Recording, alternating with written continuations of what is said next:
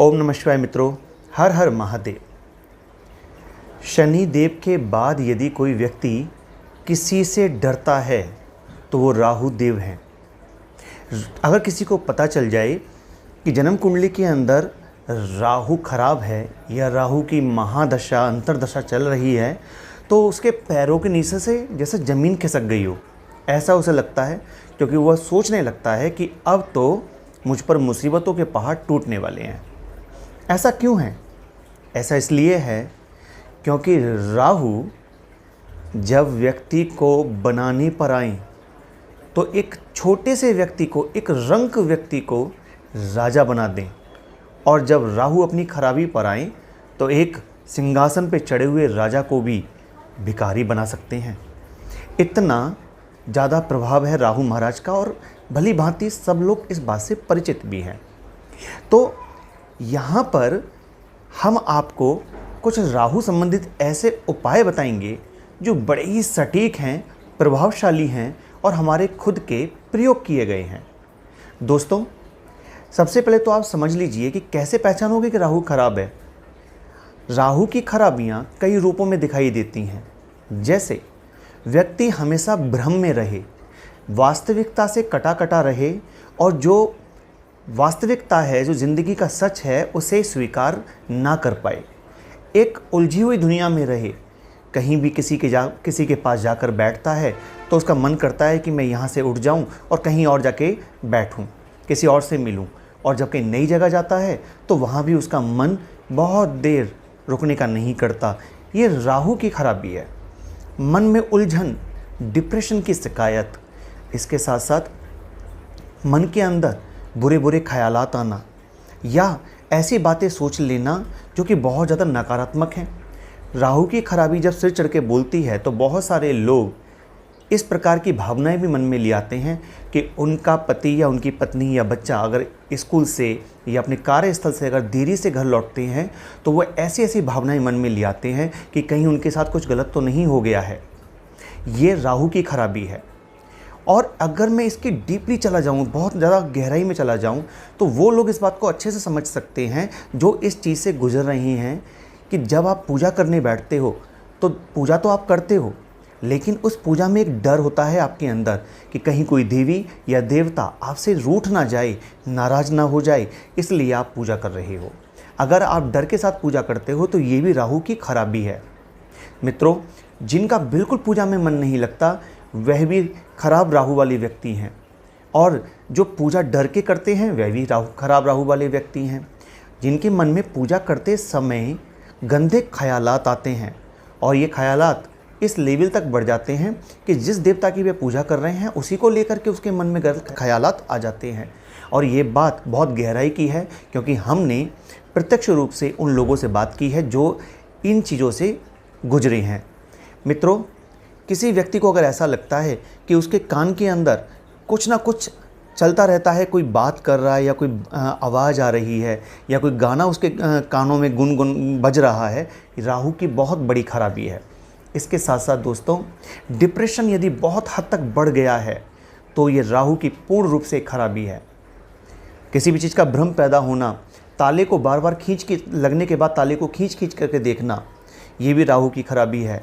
बात बात पे फ्रस्ट्रेशन में आ जाना, तनाव में आ जाना, डर के साए में जीना, मुझ पर किसी ने कुछ तंत्र मंत्र जादू टोना कर तो नहीं दिया, या इस तरह की चीज़ों में बहुत ज़्यादा रुचि रखना, ये भी राहु की खराबी है। राहु की खराबी घर में भी दिखाई देती है। यदि मान लीजिए घर में बहुत ज़्यादा सीलन आ रही है और वह सीलन अगर छत की तरफ से आ रही है तो राहु खराब है। दोस्तों, तंत्र मंत्र जादू टोने का प्रभाव भी उन्हीं लोगों पर अधिक पड़ता है जिनका राहु खराब होता है। तो ये राहु खराब की निशानियां हैं। जिसका राहु शुभ होता है उस व्यक्ति को जीवन में बहुत कुछ मिलता चला जाता है। कहीं ना कहीं उस व्यक्ति को कामयाबी ऐसे मिल जाती है जैसे उसके लिए यूं ही रखी हो। वह अपने बुद्धि बल पर और अपनी चतुराई के बल पर उन लोगों के साथ संपर्क बना लेता है जो लोग दूसरे लोगों की पहुंच से बहुत दूर होते हैं। राजनीतिक क्षेत्र में वह व्यक्ति कभी भी सफल नहीं हो सकता जिसका राहु खराब हो। जिस व्यक्ति का राहु शुभ होता है वह व्यक्ति जीवन में ऊंचाइयों को छूता है, चाहे उसने कैसे ही घर में या कैसे ही हालातों में जन्म क्यों ना लिया हो। अब करने के लिए राहु के अनेकों उपाय हैं जिनको आप लोगों ने करके देखा भी होगा, लेकिन यहाँ पर मैं आपको कुछ ऐसे उपाय बताऊँगा जो बहुत ही सटीक हैं। देखिए, एक बात यहाँ पहले समझ लीजिए, जब किसी पर राहु की दशा चलती है तो लड़का हो या लड़की, उसकी कुंडली में विवाह का योग भी बन जाता है। लेकिन राहु की दशा में जब कोई विवाह करता है तो ये चांस बहुत ज़्यादा रहते हैं कि उसके विवाह में दिक्कतें आएंगी। हो सकता है उसका विवाह चल भी ना सके, बीच में कोई ना कोई दिक्कत आ जाए या गलत परिवार या गलत लोगों के साथ वो जुड़ जाएं।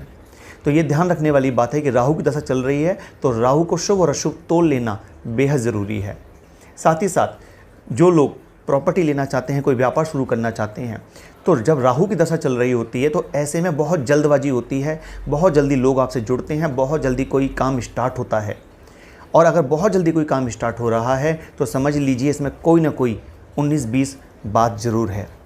राहु की खराबी में ऐसा भी होता है कि कोई काम आप शुरू करना चाहते हैं लेकिन उसमें रोड़े अटक जाते हैं, राहु की खराबी है।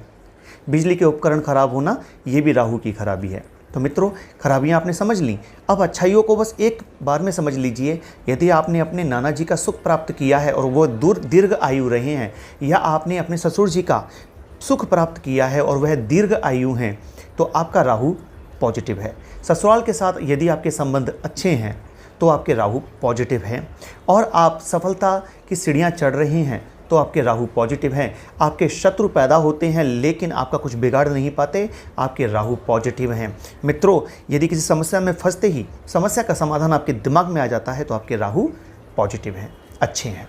अब बात आती है उन लोगों के लिए जिनके राहु खराब हैं, उन्हें क्या करना चाहिए। यदि आप एक महिला हैं तो आपको सबसे पहले तो अपने पाँव में पायल पहन लेनी चाहिए चांदी की, और हमेशा पहन के रखनी चाहिए। जिन महिलाओं का राहु खराब होता है वो अपने पैरों से पायल उतार के रख देती हैं, किसी न किसी कारण से उसको पहनती नहीं या पहनने का शौक़ नहीं होता। राहु खराब है तो घर में नंगे पैर मत घूमिए, और अपने जीवन साथी को भी बोल दीजिए कि वह घर में नंगे पाँव ना घूमें। इसी के साथ साथ दूसरा उपाय है, राहु की खराबी जब सर चढ़कर बोल रही हो उस समय पर आपको ये उपाय ज़रूर करना चाहिए कि शनिवार के दिन अपने वजन के बराबर सूखा हुआ नारियल, जी हाँ, सूखा हुआ नारियल दो प्रकार के, अनेकों प्रकार के आते हैं लेकिन दो प्रकार के नारियल ज़्यादा प्रयोग किए जाते हैं। एक पानी वाला नारियल, एक सूखा नारियल। दोनों नारियल अलग अलग ग्रोह के होते हैं। डिटेल्स में नारियल के बारे में आप जानना चाहते हो तो हमने एक वीडियो बना रखा है, चैनल पे जाके आप देख सकते हो, और मैं आई बटन पे ऊपर उसका आपको लिंक भी दे दूँगा। लेकिन राहु के लिए जो नारियल प्रयोग किया जाता है वो होता है सूखा नारियल, जिसको बजाने पर अंदर से आवाज़ आती है। ऐसे सूखे नारियल से अपने वजन के बराबर आपको तुला दान करा लेनी है। एक तराजू में आप बैठ जाओ, एक में नारियल चढ़वा लो, आपके वजन के बराबर नारियल बहते हुए पानी में शनिवार के दिन आपको जल प्रवाह करने हैं। आजकल मित्रों इलेक्ट्रॉनिक्स कांटे हो गए हैं तो बैठने की व्यवस्था ख़त्म हो गई है, तब आपको इलेक्ट्रॉनिक कांटे पर स्वयं खड़ा होना है, और जितना वजन आपका है उतने ही नारियल लेकर के आपको किसी ऐसी चीज़ में कि जिसमें सारे नारियल आ जाएं, उसमें भरकर आपको नारियल भी रखने हैं और ख़ुद भी खड़ा होना है। इस तरह से आपके वजन का दुगना वजन कांटे पर 100 होने लगेगा, तब आपकी तुला दान मानी जाएगी। तो आपको वह नारियल लेकर जल प्रवाह कर देने हैं। नारियल ना मिलने की सूरत में आपको जौ ले लेने हैं, और जौ से आपको अपनी तुला दान कर लेनी है, और उन जौ के अंदर दूध मिलाकर, दूध में उनको भिगोकर आपको शनिवार के दिन उनको जल प्रवाह कर देना चाहिए। बड़े से बड़ी राहु की महादशा, बड़े से बड़ा राहु का बुरा प्रभाव दूर हो जाएगा यदि आप ये उपाय कर देते हैं तो। यदि शादी विवाह में किसी और कार्य में अगर दिक्कतें आ रही हैं तो इस उपाय को ज़रूर करना।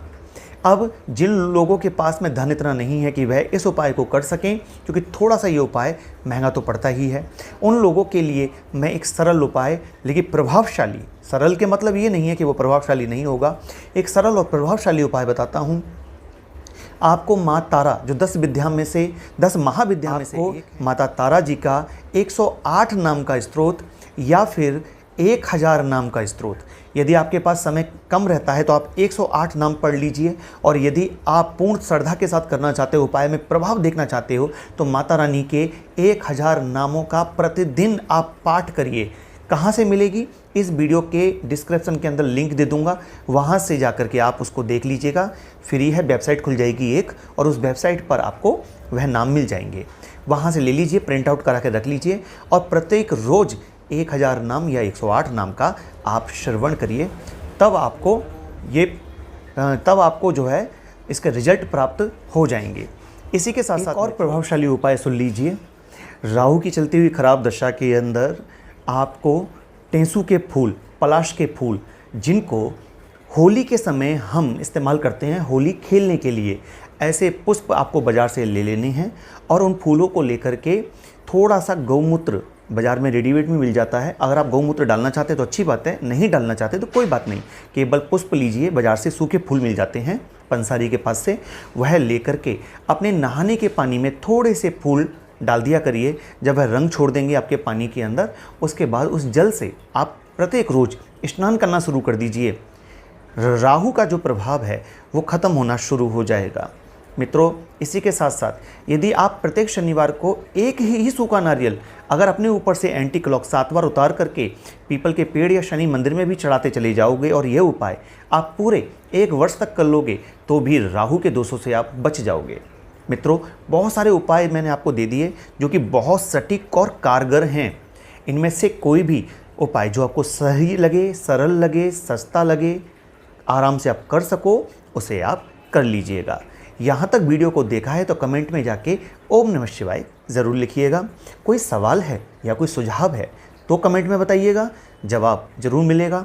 थोड़ी सी देर लग सकती है जवाब देने में, लेकिन आप तक आपके सवाल का जवाब ज़रूर पहुँचेगा, ये मेरा वादा है आपसे। अगर आप कुंडली दिखाना चाहते हैं तो इस वीडियो के डिस्क्रिप्शन के अंदर कुंडली फॉर्म है, वेबसाइट पे जाके भर दीजिए और कुंडली विश्लेषण आप करवा सकते हैं।